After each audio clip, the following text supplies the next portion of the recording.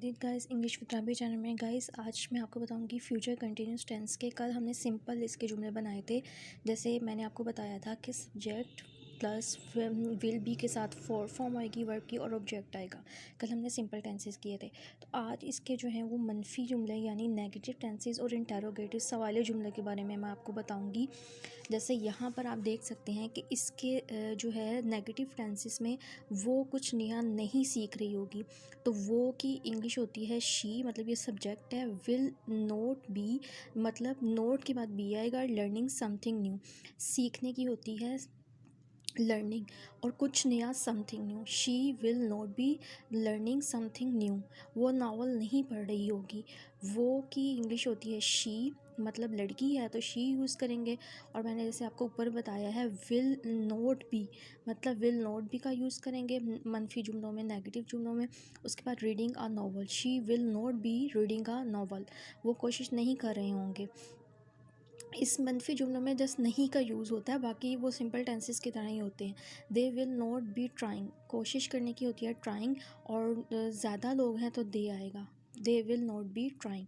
अब जैसे यहाँ पर लिखा हुआ है डॉक्टर्स एहतजाज नहीं कर रहे होंगे, तो ज़्यादा हैं तो the doctors will not be protesting. एहतजाज करने की होती है प्रोटेस्टिंग, डॉक्टर्स की डॉक्टर्स होती है, और ज़्यादा लोगों के साथ द आएगा।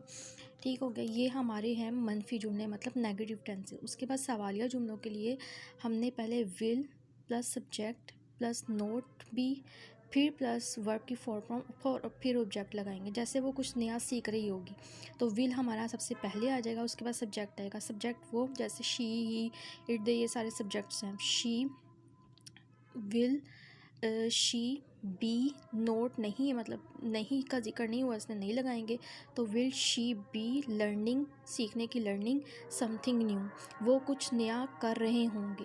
They will be trying, doctors एहतजाज कर रहे होंगे। जैसे डॉक्टर्स की है तो डॉक्टर्स एहतजाज कर रहे होंगे। Will the doctors be protesting, ठीक है, पहले आ जाएगा, द बाद में आएगा, डॉक्टर्स आएगा, विल बी प्रोटेस्टिंग आ जाएगा। तो ये हमारे मनफी और सवालिया जुमले हो गए। और सिंपल टेंसेस जो जुमले हैं वो हमने कल जैसे किए थे कि सिंपल टेंसेस में हमने विल नॉट बी तो नहीं लगाना, बट सिंपल उसके साथ फॉर्म सब्जेक्ट वर्ब की फर्स्ट फॉर्म विल बी और फॉर फॉर्म और ऑब्जेक्ट लगाएंगे। और नेगेटिव जुमलों में जो है वो विल नॉट बी होगा, और सवालिया यानी इंटेरोगेटिव जुमलों में जो होगा वो will plus subject plus not be plus verb की फॉर फॉर्म और ऑब्जेक्ट। नोट जहाँ जिक्र होगा वहाँ लगाएंगे, जहाँ नहीं होगा वहाँ नहीं लगाएंगे। उम्मीद है कि आपको समझ आ गई होगी प्रेजेंट कंटिन्यूस टेंस के सिंपल टेंसेस की, मनफी और मतलब नेगेटिव और इंटेरोगेटिव टेंसेस की आपको समझ आ गई होगी। आज तक के लिए इतना ही। बाकी अच्छी अच्छी वीडियोस के लिए आप इंग्लिश विद राबी को सब्सक्राइब करना ना भूलिएगा। अल्लाह हाफिज़।